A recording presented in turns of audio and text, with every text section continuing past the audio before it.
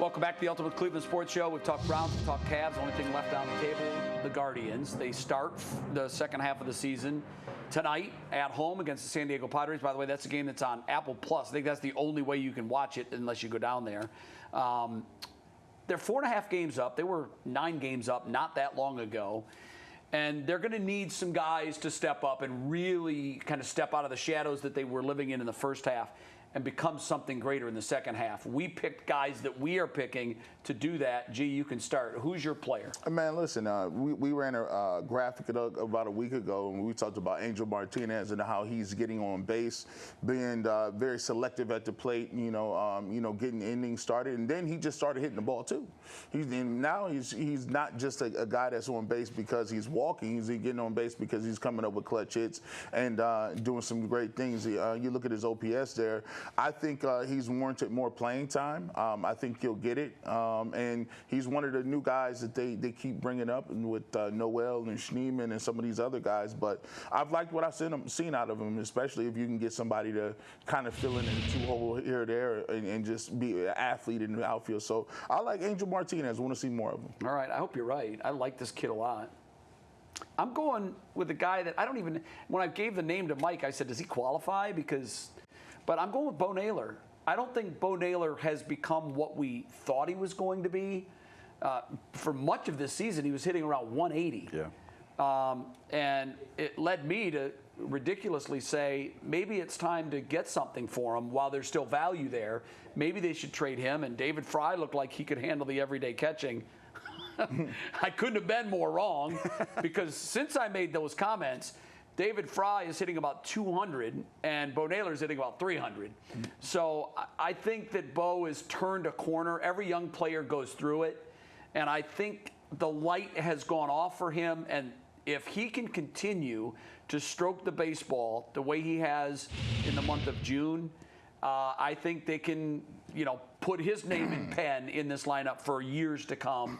Because he's got all the attributes, and he was supposed to be this guy, and I think he's ready to become that guy. Well, the guys you picked, I hope they work out. They're not bad choices, but the Guardians can get by even if they don't. Right. For me, it's Gavin Williams, because it has to be Gavin Williams, because the rotation desperately needs somebody other than Tanner Bybee and maybe Ben Lively to help them out.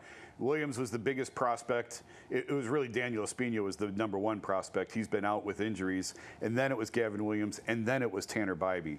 So the pedigree is there. Williams is massive. He's got a massive frame. He throws hard. He's everything that this rotation needs, really, for now and into the postseason. There's so much riding, I believe, on this team's postseason chances on his right arm. He's finally healthy. You're starting to see. Is he? What are you hearing about the elbow? Like, those concerns are behind us? Yeah, I think so. Just based on what we've seen performance-wise, I think that they're past any sort of trepidation with him.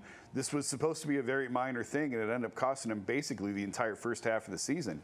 But if he can come out and throw and pitch the way that we expect him to, that is a massive, massive void that's being filled.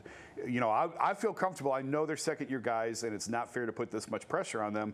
But if you have Tanner Bybee and Gavin Williams at the top of the rotation, I feel pretty good about that going into a playoff series. It has to be him. They already need more help in the rotation. We got about 10 days before the trade deadline. They already need more help. That's if Gavin Williams works out. If he doesn't work out, it's a 5-alarm fire. So it has to be Gavin Williams. Yeah, so you're saying basically not who you think is positioned, but who it has to be. It has to be. And I agree with you. The importance of him doing that is far greater than it is Bo Naylor or Martinez. The one thing I'll say about where the Guardians are as they get ready to start the second half of the season, it's going to sound like hyperbole. It probably is. I'm that guy. The next 10 games are the most important 10 games for the Guardians this season. And here's why. They're eroding like beach sand. They had a 9-game lead a couple of weeks ago. It's been cut in half. Mm-hmm. The Twins are arcing up. The Guardians are arcing down. They've got to stop that bleeding. They had the All-Star break when they most needed it. Now what are they coming out of it? Are they rejuvenated? Are they ready? Are they the team that we've seen the first 90-plus games of the season? Mm-hmm. Or are they the team that we kind of thought they were going to be, around 500, maybe a little above? They can still make the playoffs if they play 500 baseball from here. But it won't be as a division winner. It'll be as a wild card team. And we learned in the past, it's a lot easier to do this when you win your division.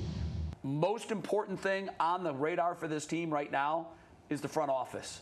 That is the most important position, because I've said this before, I'm going to repeat it. Last year at this time, the Rangers had a really good team. I don't know what their record was. It was probably not what the Guardians' record is right now. No one was saying, oh, they're the pick to win the World Series. They went out before the deadline and they made some nice moves that made a good team a really good team. And then when the playoffs hit, they played out of their minds, particularly on the road, and they won the World Series. We can be the Texas Rangers of 2024. We're every bit as good as that team was last year. The pitching scares me still. Yeah. But because of that, you've got to go out and you've got to bolster this rotation with one arm and maybe two, because I'm not convinced one is going to get it done. It'll be imperative that you have one for the playoffs. But to get there, I think you're going to need two. All eyes are on the front office. Go make those moves and go Guardians. I'll be